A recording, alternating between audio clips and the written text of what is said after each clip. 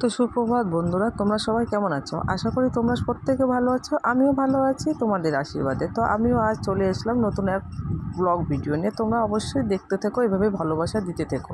তো আজকে দেখো, আজকের ওয়েদারটা খুবই সুন্দর, খুবই মিষ্টি, হালকা রোদ্রু, হালকা ছায়া মেঘ।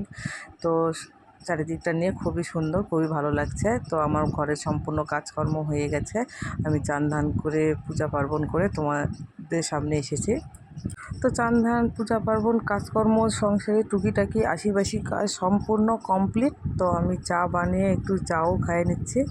তো আমার ক্যামেরা ধরার কেউ নেই, তো মেয়ে টিউশনে গেছে, ভাস্তি আর কি, ওই ধরে দেয় ক্যামেরা। তো যাই হোক, তো আমি যতটুকু পারি নিজে থেকেই তুলে ধরা তোমাদের সামনে চেষ্টা করি। তো আমার ভিডিও কেমন লাগে অবশ্যই তোমরা কমেন্ট বক্সে একটু জানাই যাবে। তো আমার সম্পূর্ণ কমপ্লিট। তো আমি এই যে বাসন টাসন মাজে গুছিয়ে নিয়ে আসে এখন যাব রান্নার দিকে। তো রান্নাটাও চটপট করে সেরে নেব। তো কি রান্না করব আজকে ভাবছি, চলো তোমাদের সঙ্গে একটু শেয়ার করি। তো সত্যি সব কিছু তুলে ধরা যায় না। তো আমার রান্নাবান্না কমপ্লিট হয়ে গেছে, তোমাদের সামনে তুলে ধরতে পারিনি। তো যাই হোক, আমি এই যে আমার কয়দিন এক নাগাড়তর বৃষ্টি হওয়ার ফলে আমার উনানটা একদম ভিজে গেছে, ডুবে গেছে। তো এই উনানে এখন আমি উনানটা সম্পূর্ণ ভাঙে নতুন করে উনান তৈরি করতে হবে, না স্যার আমি উনানে রান্না করতে পারবো না। তো আমরা গ্রামে থাকি, আমাদের খড়ি কাঁচা অনেক, আমাদের উনানে রান্না করতেই হবে। তো বিকালে আমি চলে আসছি একদম আমার ননদের বাড়িতে পুজো। তো আর আমি কোনো ব্লগ তো ননদের বাড়িতে চলে আসছি, তোমাদেরকে জানাইনি আজকে, আশাটাও দেখাতে পারিনি। যাই হোক, তো ওদের বাড়িতে পূজা, সেই জন্য আসছি। তো খেলনাটা দেখো খুব সুন্দর, বাচ্চা কাচ্চা সবাই নিয়ে বসে থাকে, খেলা করছে। তো এই মুহূর্তটা একটু তুলে ধরলাম তোমাদের সামনে, একটু দেখো। তো আজ ননদের বাড়িতে কালী পুজো। তো কালী পুজোর উপলক্ষেই আমরা এখানে এসেছি। তো পুজোতে সবাই বসে গেছে, দেখো দেখতেই পাচ্ছ ঠাকুরমশাই শান্তি জল ছিটিয়ে পুজোতে কেবল বসছে। তো আমি এর আগে কোনোদিনও তোমাদেরকে আমার ননদের বাড়ি শেয়ার করিনি, তো আজ প্রথম ননদের বাড়ি শেয়ার করলাম। তো সত্যি এসে খুব ভালো লাগছে ওদের বাড়িতে। এটা প্রতিষ্ঠানিত পুজো, বছরকে বছর ধরে হয়েই আসছে। তো খুবই জাগ্রত মা, সত্যি তো দেখো পুজো পার্বণের সময় তো বাড়িতে মানুষজন, আত্মীয় স্বজন সব কিছুতেই ভরে থাকে বলো। তো তারই মধ্যে ভিডিও ক্লিপ নেওয়া তো সম্ভব হচ্ছিল না। তো যাই হোক, এতটুকু আরতিটা আমি নিয়েছি, তোমরা অবশ্যই দেখো।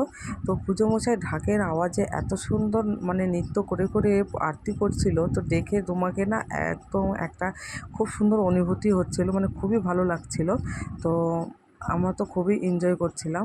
তো ওই পুজো বাড়িতে একটা আরতির সময় ধূপ ধুনা যখন পড়ে, তখন অলরেডি এমনি বাড়িটা মানে খুব সুন্দর একটা মানে কি বলবো অনুভূতি হয়।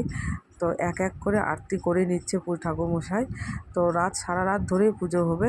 তো এখন মোটামুটি 2:30টার মতন বাজে। তো আমরা দেখো এখনও অন্নভোগ হয়নি, এখনও অন্নভোগ হওয়া দেরি আছে।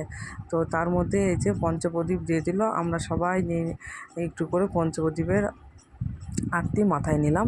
তো পুরোহিতের একটু পুজো মানে কি বলবো, সুন্দর একটু নৃত্য করে করে পুজো করছিল, তোমরা অবশ্যই দেখো, এনজয় করো। তো দেখো দেখতে দেখতে সকাল হয়ে গেল, বুঝতেই পারলাম না 8:30 কীভাবে কেটে গেল। তো এখন ভোর 4:30টার মতন বাজে। তো সকালের আলো হয়ে ফুটে গেছে। তো ভোরে রাতে একটু বৃষ্টি হয়েছে, ওয়েদারটা খুবই নরম, খুবই ঠান্ডা, খুবই ভালো লাগছে। তো এদের তো সকাল সকাল এরা পুজো কমপ্লিট করার পরে ষষ্ঠী পুজোটাও সেরে নিচ্ছে। তার কারণ এখন প্রসাদ দেওয়ার আরম্ভ শুরু হবে। তো সব কিছু একসঙ্গে তাল করতে পারবে না, পুরোহিত মশাই বলছে যে একবারে তোমরা ষষ্ঠীটাও ছেড়ে নাও। তো পাড়ার প্রতিবেশীরাও চলে আসছে, সকাল সকাল ওরাও ষষ্ঠী সারে নিচ্ছে। তো আমরাও বাড়ি যাব, বাড়ি গিয়ে আমরাও ষষ্ঠী পুজো করব, তোমাদের অবশ্যই ব্লগ ভিডিওতে দেখাবো, তোমরা অবশ্যই দেখো। তো সকাল সকাল ওয়েদারটা খুবই ভালো, আমিও ছাদে চলে আসলাম একটু তোমাদের সঙ্গে কিছু শেয়ার করব। দেখো এই আমগুলো এত সুন্দর দেখতে লাগছে, মানে বলার মতন না। ছাদে উঠে বাচ্চারাও পারতে পারবে, পাড়ার থেকে বড়, দেখতে খুব সুন্দর লাগছে। আর সাইজেও কি বড় বড় আম, তো মনে হচ্ছে এটা চারা গাছের আম।